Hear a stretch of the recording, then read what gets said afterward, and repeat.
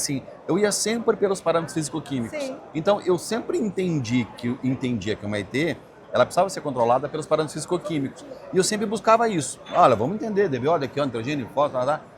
E aí, daqui a pouco, eu falei assim, cara, isso não é suficiente.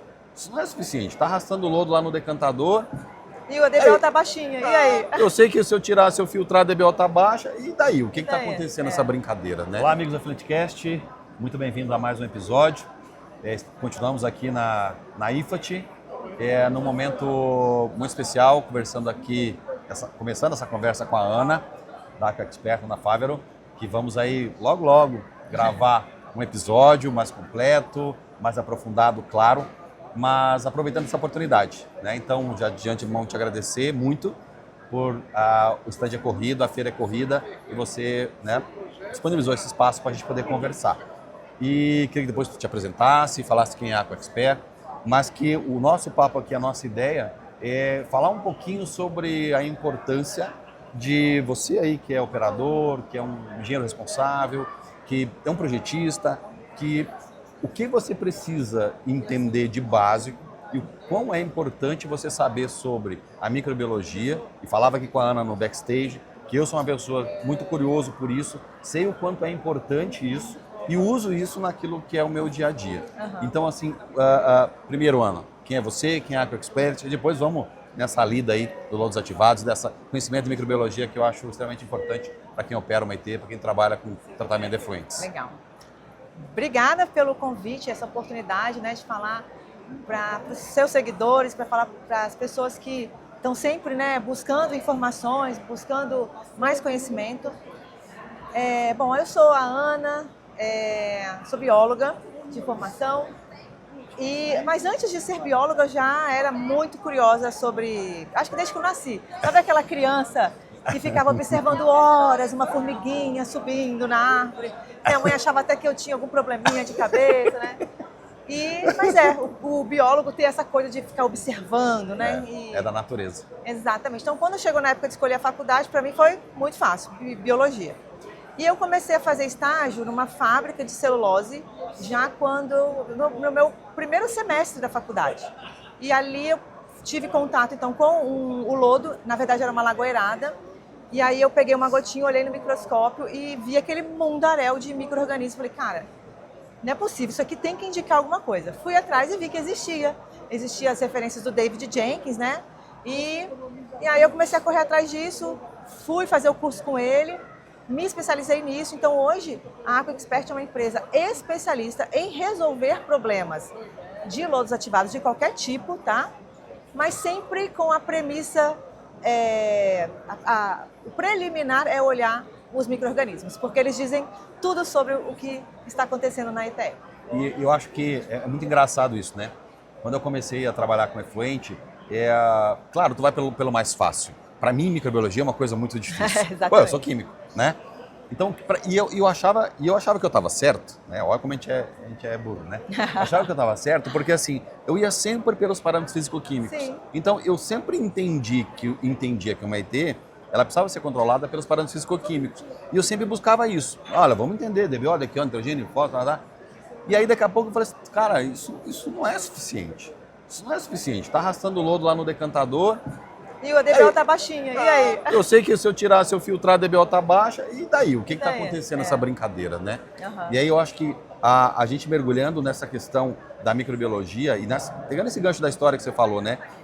Você tem um histórico que está associado à tua análise microbiológica. Você entender um pouquinho que tipo de micro-organismo está efetivamente povoando ali a tua biota, o teu lodo, sim, né? E eu acho que o mais legal, quando eu passei a entender que entender isso era realmente um parâmetro de qualidade que eu precisava ter. Exatamente. E sempre que eu pude indicar para os meus clientes, e vou te dizer que a gente tem dificuldade de encontrar... E de encontrar... convencer a fazer. Primeiro, não, essa aí vem antes. Essa dificuldade de convencer. Eu falo assim, e aí, vamos fazer uma análise microbiológica do lodo? Pra quê? Daí o cara, mas pra quê? Eu não tô fazendo DBO, daqui, ó, androgênio, posso fazer mais essa análise?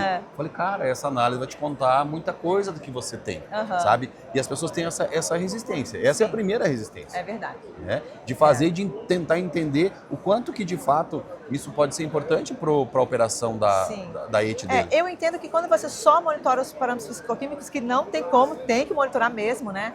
Meio que você está olhando pelo retrovisor. É o que já passou. Como que você olha o que está acontecendo aqui e agora?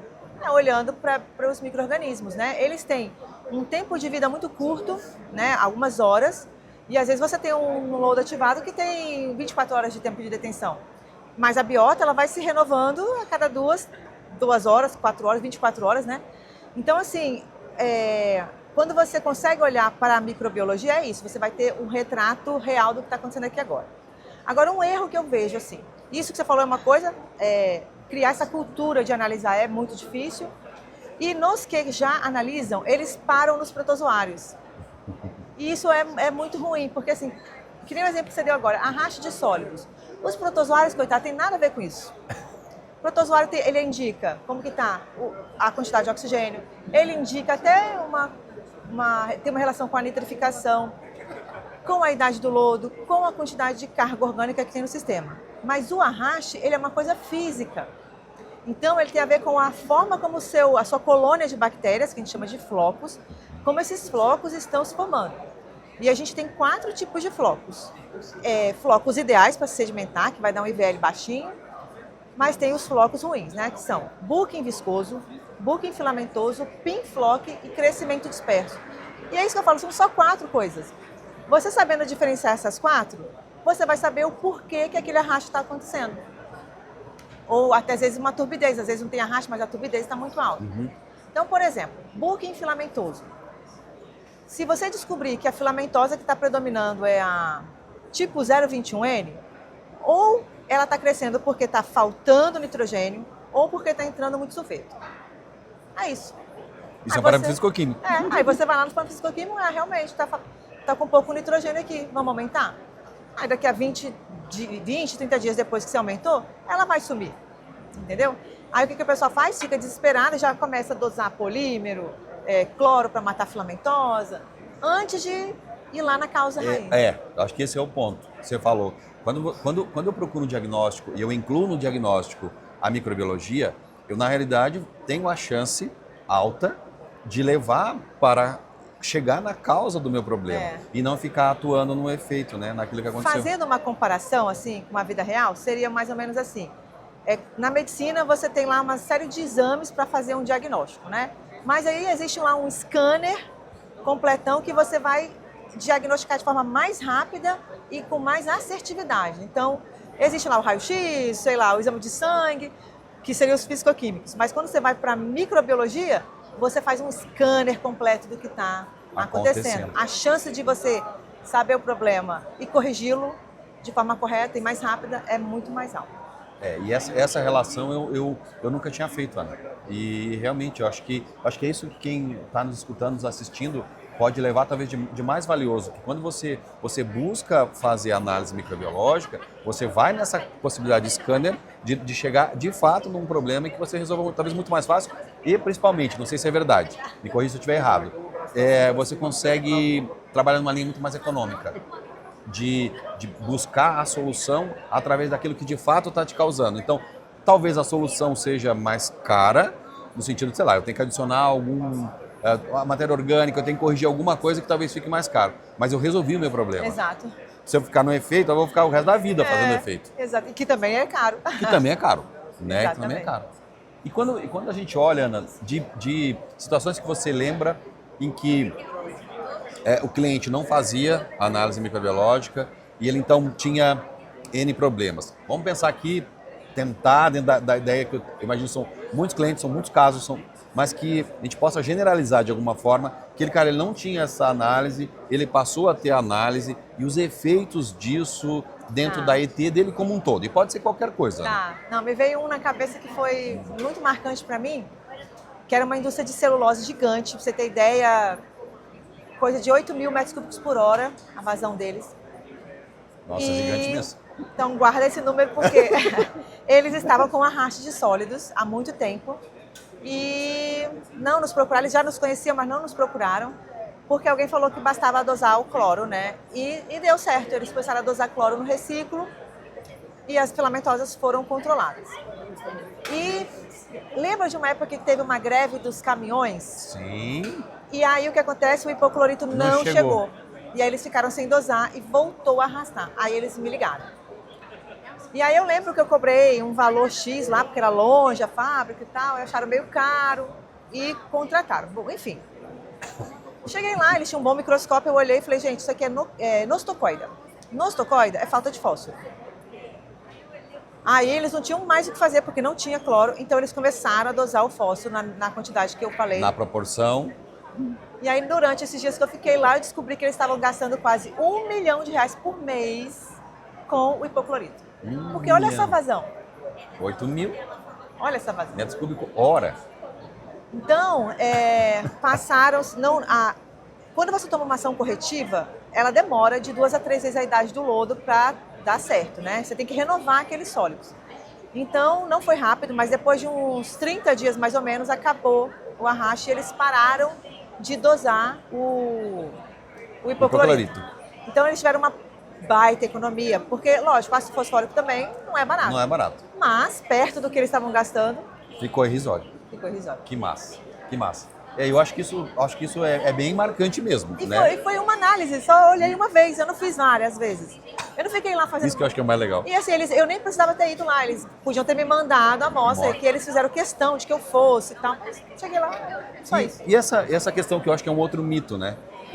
Com relação a te enviar uma amostra. Como que é isso do ponto de vista de assertividade, enquanto tu vai fazer a tua análise? Sim. Cara, eu não vou mandar, porque, demora longe, não sei o que. Como é que é isso, Ana? A literatura fala o seguinte, que você pode armazenar essa amostra numa temperatura entre 4 e 10 graus por até 48 horas. Então, normalmente, hoje em dia, as lojas que a gente tem... DHL, por exemplo, chega até com 24 horas de qualquer lugar do Brasil. Mas se ultrapassar esse tempo, o que a gente percebe é que no floco não afeta em nada. Afeta mais nos protozoários. O protozoário, ele costuma morrer, então realmente... Tu vai ter uma diferença ali de análise. Mas se, por exemplo, o seu problema é arraste, a análise de protozoário não vai fazer diferença para mim. Isso que é legal, isso que é massa.